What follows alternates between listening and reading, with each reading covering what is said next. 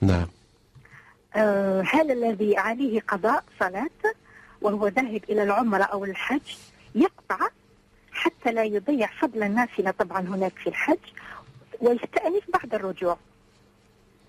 يعني يتبقى يتنفل في الحرم، يعني بدلا من أن يعني يقضي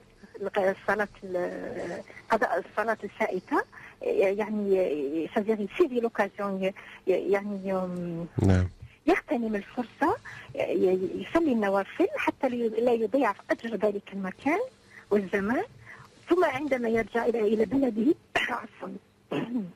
نعم، يستأنف بعد الرجوع. نعم. بارك الله فيك. هل المرأة تعيد صلاتها إذا ظهر شيء من عورتها في الصلاة، يعني كالشعر أو شيء من الساق وغير ذلك؟ يعني هو العورة بالنسبة للرجل أو المرأة هناك عورة مخففة وهناك عورة مغلظة. نعم.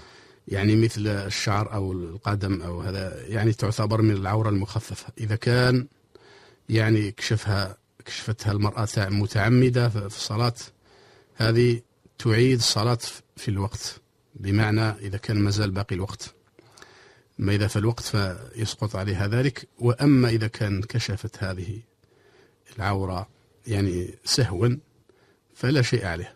إذا كان يعني المهم أنها كي تفكرت تغطي هذاك العضو ولا شيء عليها. نعم.